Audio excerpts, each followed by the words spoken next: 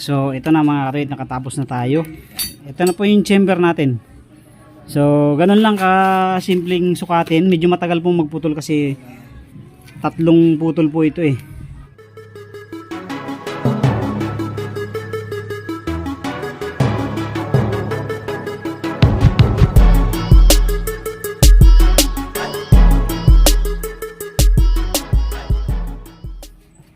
Yo, what's up mga kadito, ayan, welcome back dito sa ating stove. At ngayon ay share natin ngayon kung paano ako gumagawa ng chamber. Ayan, share ko sa inyo yung mga sukat at kung paano ko siya ginagawa. Okay, so una, magsukat tayo ng 10 cm. Ayan, 10 cm ang haba ng ating chamber. Just po yan.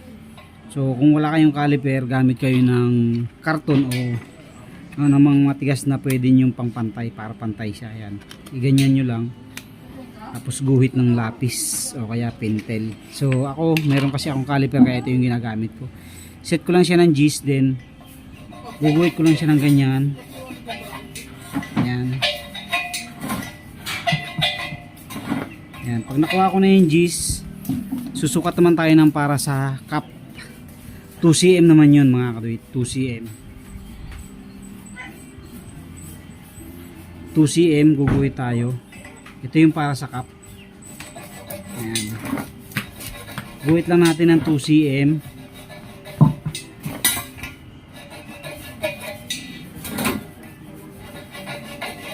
Ayan. Ito kasi madali, hindi na tayo maguguhit-guhit pa ng lapis. Set lang to. Ito nabili ko lang sa mall tong caliper na to, mura lang to. 250 pesos lang to.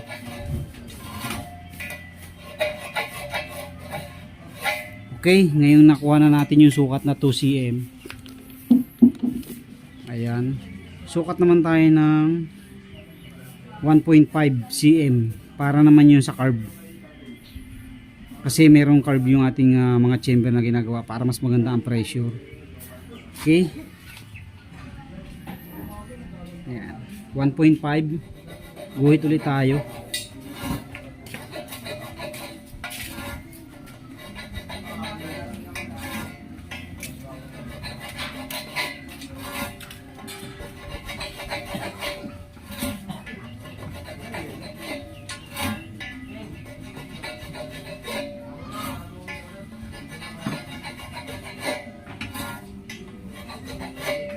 Okay, so nakuha na natin yung G's, 2 at saka 1.5 cm. Magsusukat naman tayo ng sa cutting natin para sa ating carb. Ayan. Okay, set natin yung ating cut. 2 cm po yung cutting natin dito. Mamaya malalaman nyo kung paano yun.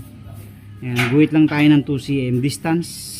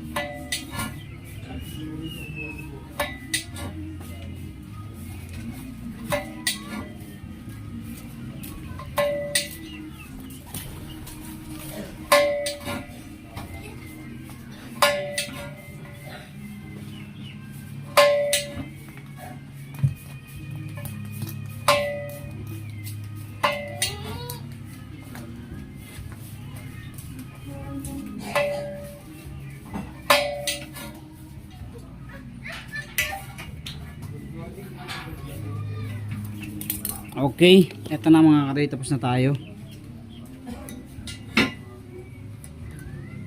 Yan, makikita nyo kung ano yung ibig sabihin mamaya dun sa mga baguhan. So una, kinuha natin yung sukat na G's. Yun yung height ng ating chamber. Tapos kumuha tayo ng 2 cm. So ito naman yung ating cup. And then yung 1.5, ito naman yung ating carb. Tapos yung division ng carb natin, ito naman yun, yung tigdo 2 cm. Ayan, puputulin na muna natin, hindi na natin ipapakita yung pagpuputol. para mabilis yung video natin. Papakita ko sa inyo pag naputol. Ang una palang puputulin mga kaduit, ang unang gagawin, ito munang mga division ng carb. Ito gagrind natin simula sa ibabaw hanggang dito sa 1.5. Ayan yung lalim, 1.5 yung lalim. Itong guhit natin na 1.5. And then ika-carb natin. After natin na ma-carb, saka tayo puputol dito sa dos. So pakita ko sa inyo.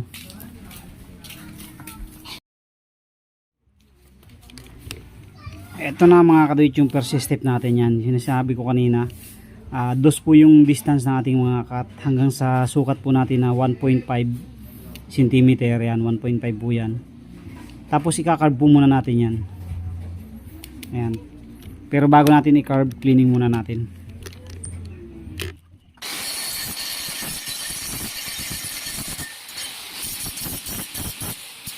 Sa pagka-carb naman mga kaduit, pwede kayong gumamit ng vice grip ng martilyo. So ito para tahimik, pwede kayong gumamit ng vice grip.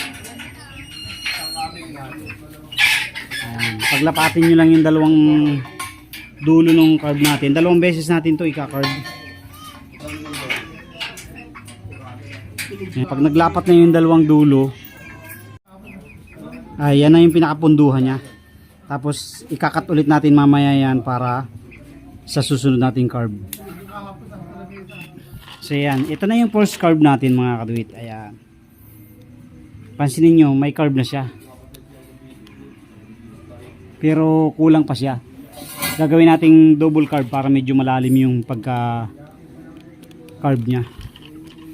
Mas maganda kasi yung may carb para yung pressure sa loob ay malakas at makapagbigay ng mas magandang fumes na makakapagpaganda ng flame ng ating stove. Ayan, grind ulit natin ng isa. So pansinin nyo, mayroong parang mga awang na medyo maliliit. Igagrind nyo lang yung dulo, tapos ika-carb ulit natin para itong hanggang puno ng cut natin ay magdikit. Okay, yung dulo lang igagrind natin. Huwag nyo isasagad sa ilalim. Ito lang dulo, lahat ng dulo, para maglapat yung carb natin. So yan, ito na yung cut natin, pangalawang cut natin mga kaduito. Kung mapapansin nyo, pantay na siya, diba? Pag kinarb natin yan, magiging dikit na yan. So ikakarb ulit natin ang panibago. Pwede ninyong gamitan ng martilyo yan, pukpukin nyo lang ganyan. Maingay nga lang, maingay.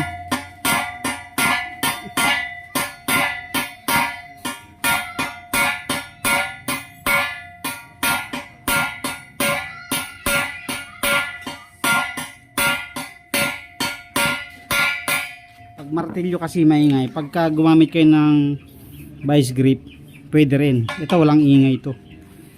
Pag didikitin nyo lang siyang ganyan. Kung makapansin nyo, yung distance nung cut natin, nagdidikit na siya, pantay na siya. Hindi na kailangang i-welding yan mga kaduit.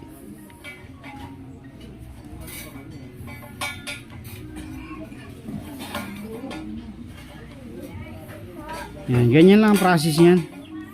Medyo matrabaho rin siya, pero pag nasanay naman na kayo, mabilis na rin.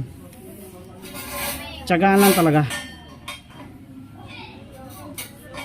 Medyo matrabaho rin mga kaduit na magawa ng stove. Lahat manual, kaya medyo matagal din.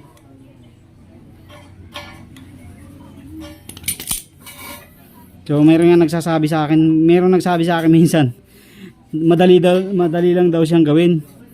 Kaya ron niyang gawin ng 2 oras base doon kita niya dun sa gawa ko. So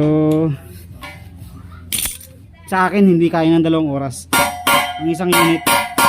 Dito pa lang mga kadit sa chamber matagal na.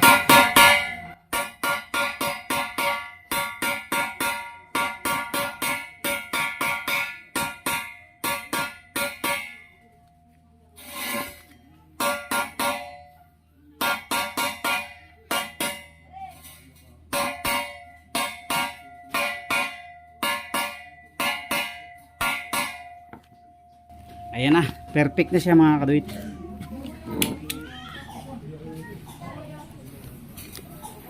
Ayan, kung mapapansin nyo, perfect na, di ba? Oh, maganda na. So, ang next step natin, puputulin na natin yan dito sa 2 cm na sukat natin yan. Nakarb na natin yung 1.5, and then dito tayo puputol sa 2 cm, and then yung gis kanina ito. Hindi ko na ipapakita yung pagpuputol, mamaya ko na ipapakita sa inyo output. So ito na mga katoy, ito yung second step natin sa cutting. Ito na, ayan, nilagyan ko ng tanda yan dito para yung position ng ano natin, cutting ay pantay. Ayan, meron siyang tanda. Okay, putulin na natin dito para matapos na tayo. So ito na mga katoy, nakatapos na tayo. So ganyan po yung pag-process ng ating chamber.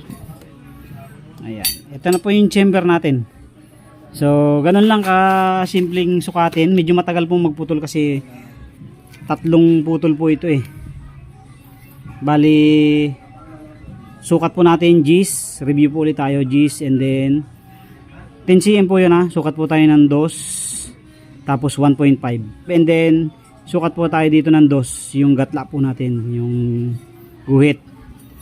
Ang first step po natin, ayan, first po natin i-cut yung 2 cm na distance hanggang sa 1.5 na sukat natin kanina dito. Ayan, ayan, 1.5. Pag na cut na po natin lahat paikot, i-carve natin.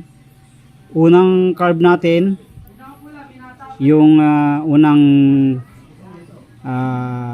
cut natin, and then pag naglapat na yung dalawang dulo, itong dalawang dulo na to, ayan, i-grind po ulit natin yung magkalapat na yun para pumantay po siya katulad nyan. Yan. Dalawang carve po natin, dalawang beses po nating i-kakat. Okay, so ganyan lang po ang paggagawa ng chamber natin. Medyo matagal din. Madali lang magsukat, matagal yung magputol.